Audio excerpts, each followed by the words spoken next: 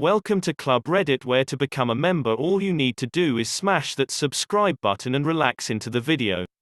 Today's story of ProRevenge is titled, Neighbors Steal Our Dog, We Take Their Kids. This happened when I was around 12 or 13, so the details might be a little skewed. Most of my childhood, the house right next to ours has been condemned and abandoned. The property owners were willing to sell the land for $200. That's how bad it was. My family didn't buy it because the land tax in our area is high because we are a school of choice. Eventually someone bought it and threw a manufactured home on it to replace the condemned home. Soon a nice old man moved in next door, and we didn't pay too close attention because he kept to himself. That was until his daughter moved in with him. Soon our quiet little neighborhood turned into an episode of white trash in trouble. The daughter would fight with her spouse about every little thing and keep my family, along with our neighbors, up half the night. Their kids were the worst part of all. We never knew how many kids lived in that house because so many different children and adults were in and out of there all the time. Me and my siblings tried to become friends with them because there are not too many kids our age in the town. We ended up being more of their babysitters than just a friendly neighbor kid. They would come over to our house and each of my siblings had a group of kids, 3 to 4 each, to watch over. These kids would walk in uninvited into our house, while we would play with their sibling in the yard. Then steal toys and games from our rooms. Honestly, they stole stuff from all over our house, but this was the main areas. They would either take it for themselves or throw it in our backyard river. They did that a lot if we made them mad for taking back our stuff.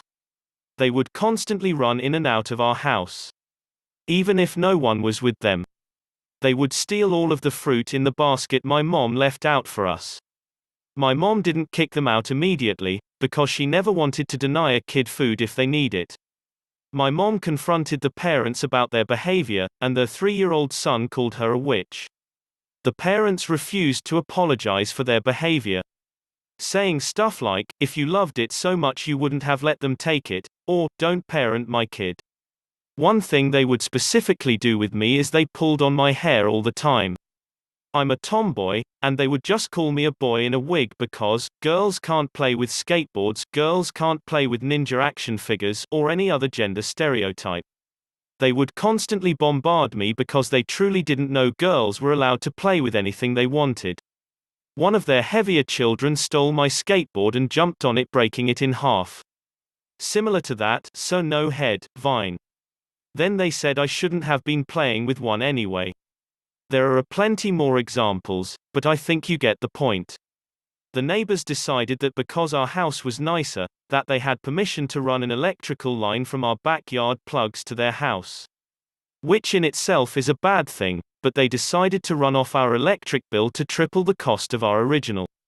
We were lower middle class, below poverty level, so we couldn't afford that kind of bill. The rule in our house is if you're not using it is turned off.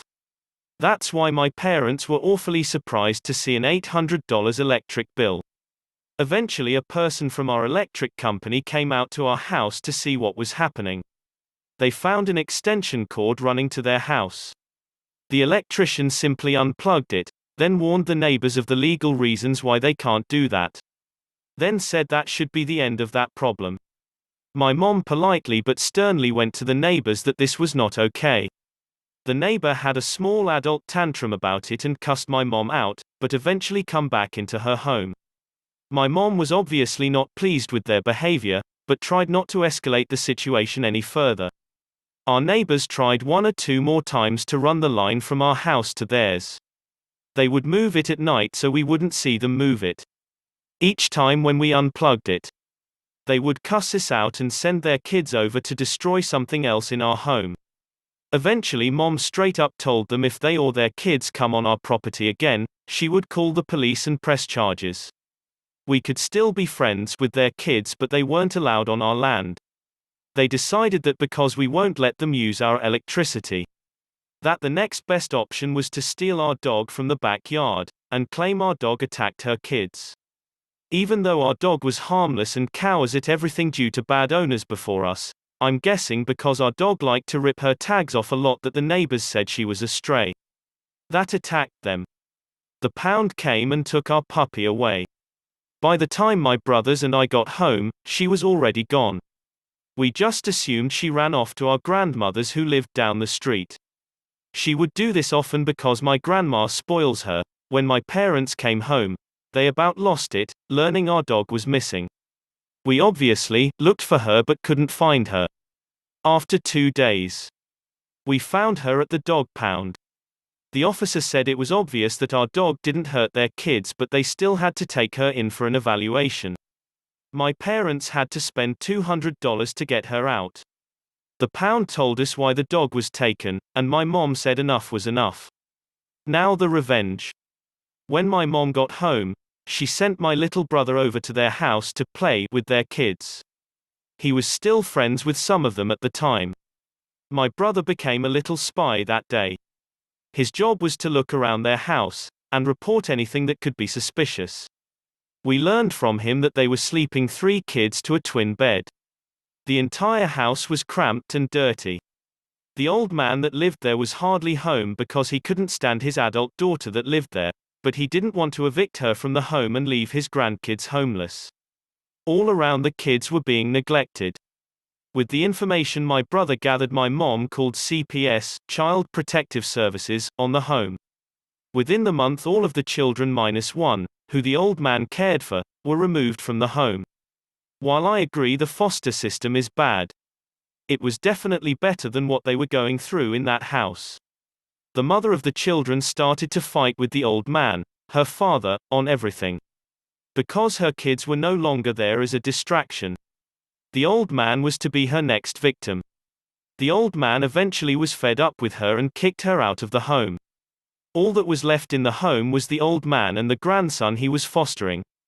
They are both very kind and amazing neighbors. If you enjoyed this video, please drop us a like and comment below as it helps our channel grow and we really appreciate it. Thank you.